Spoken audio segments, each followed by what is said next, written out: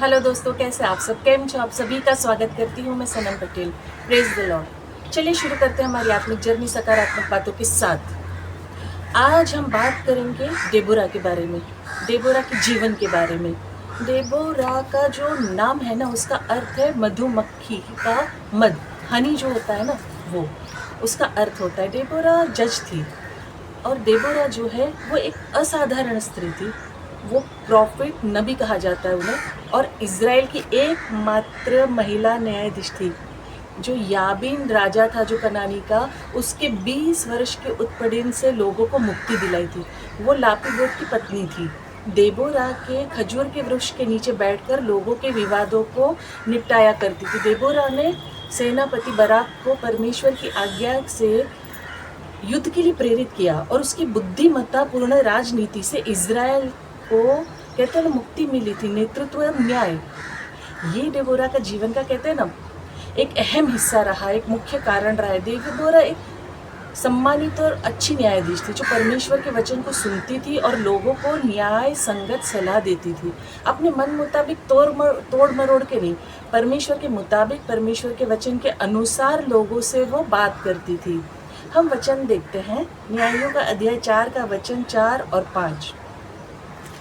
उस समय लापीदोत की स्त्री दबोरा जो नबिया थी, इज़राइलियों का न्याय करती थी। वो अप्रेम के पहाड़ी देश में रामोपतिल के बीच में दबोरा के खजूर के नीचे बैठा करती थी, और इज़राइली उसके पास न्याय के लिए जाया करते थे। ये जो भविष्यवाणी करती थी ना, परमेश्वर को पूछ के, परमेश्वर से बात करके, परमेश्वर के वचन के अनुसार करती थी। वो अपने मन मुताबिक चीज़ों को तोड़ मरोड़ के नहीं करती थी। यहाँ पर जो आज हम देखते हैं ना, दुनिया में बहुत सारे लोग हैं जो अपने मन मुताबिक कुछ भी करते हैं, मतलब उसको भविष्यवाणी का नाम भी दे देते हैं, परंतु परमेश्वर की परमिशन के बगैर, परमेश्वर की आज्ञा के बगैर, अधीन रहे बगैर, उसकी आवाज़ सुने बगैर आप किसी से भी किसी भी प्रकार की बात नहीं कर सकते, न्याय नहीं कर सकते। न्याय करना ही नहीं चाहिए।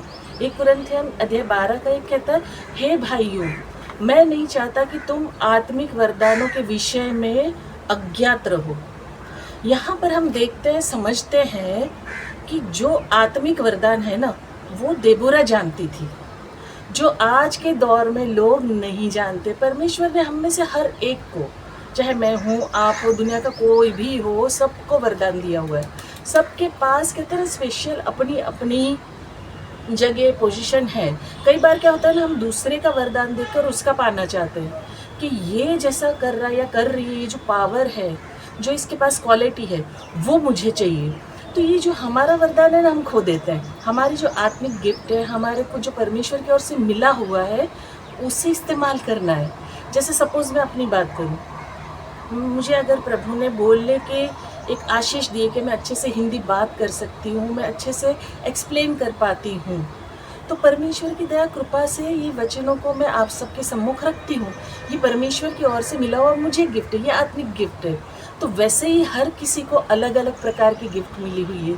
किसी को स्तुति आराधना का गिफ्ट है, किसी को प्रवचन देने का गिफ्ट है, किसी को सेवकाई का गिफ्ट है, किसी को प्रार्थना करके, किसी को कहते हैं फुलफिल करना या गिफ्ट देना, चंगाई देने का, किसी को कहते हैं ना, हर एक प्रकार के बहुत सारे अनगिनत गिफ्ट्स है। एक्चुअली हम लोग गिनेंगे तो नामुमकिन है गिनना।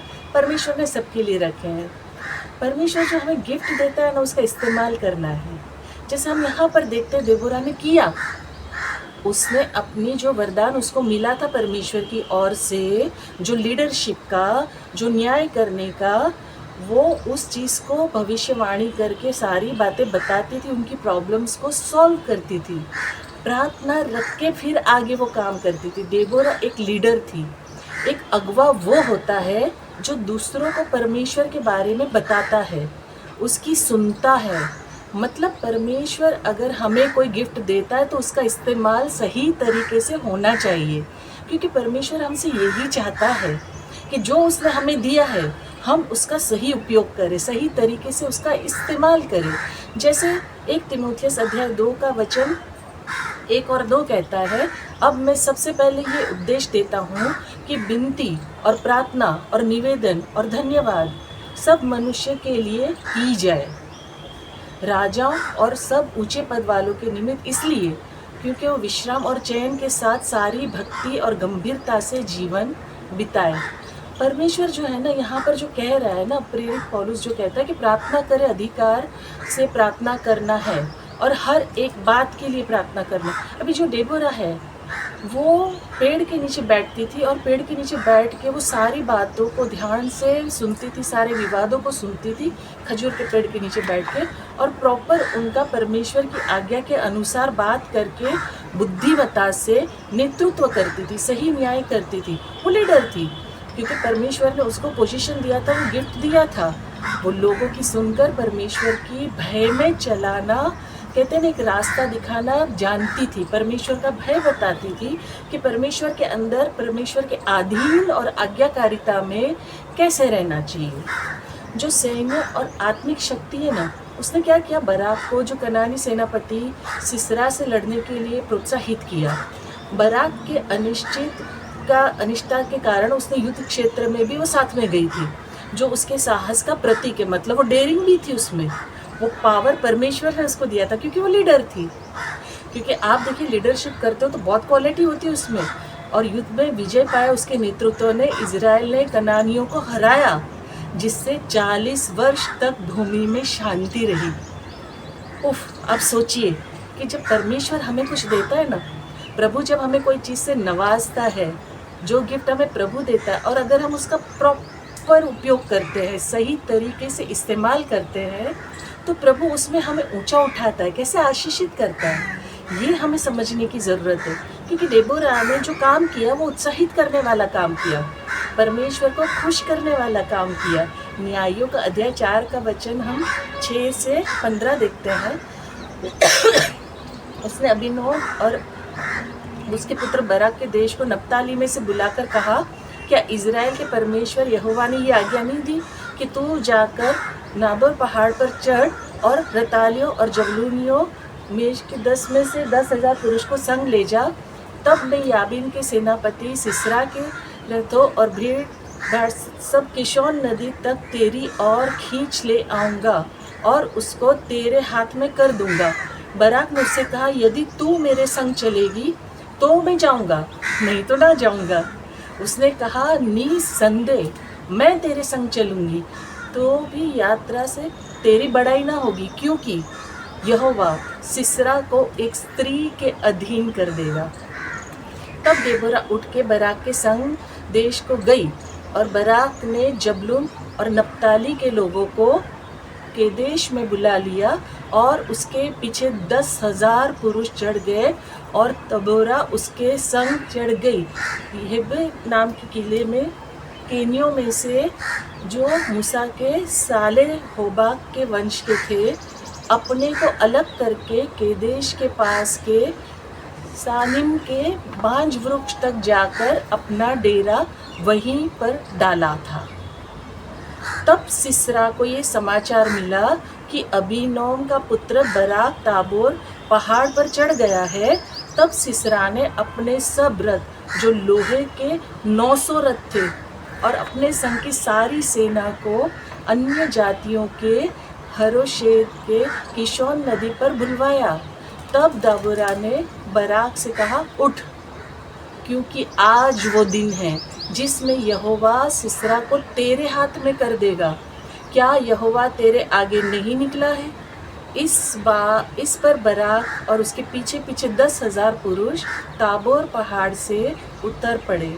तब यहोवा ने सारे रथों और वरन सारी सेना समेत सिसरा को तलवार से बराक के सामने घबरा दिया, और सिसरा रथ पर से उतरा, उसके पांव भाग चला। डेबोरा ने बराक को उत्साहित किया था, तब जाके ये कार्य हो पाया, तब जाके वो कार्य कर पाया। आपको उत्साहित करने वाला बनना है।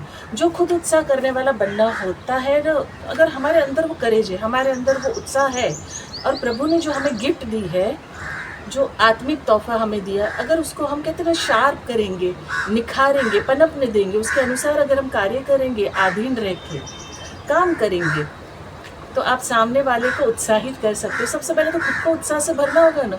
अगर हम अंदर से उत्साहित हैं तभी तो हम दूसरों को उत्साह दे सकते हैं ना। अगर आप कहते हैं ना गुस्से को और भय को काबू करना जानते हो, काबू करना आता है, तब आप उत्साहित हो सकते हो। देबोरा की लीडरशिप की वजह से दूसरी महिलाएं भी उत्साहित हुई थी उस वक्त। मतलब बहुत सारी चीज़ें अच्छी हुई थी। अगर आप देबोरा का जीवन देखेंगे ना, तो बहुत सारी कमाल की बातें, कमाल का जीवन जिया था। मतलब सोचिए, एक स्त्री ने, जो नबी थी उस वक्त, एक लौती स्त्री थी जिसने प्रार्थना करके, प्रार्थना का खोजी बनाया, लोगों को उद्धार, साल्वेशन दिलवाया, लोगों को परमेश्वर का भय सिखाया। वो जो सफरिंग में थे, जो पीड़ा में थे, उसमें से उनको निकाला। उसका कहते हैं ना, मतलब क्या ही मतलब चरित्र होगा कि नेतृत्व, जो न्याय करने वाला, उसकी जो आत्मिक शक्ति थी उसके अंदर, वो उसने उत्साह से भर के दूसरों को भी युद्ध पर उसने विजय प्राप्त करवाया।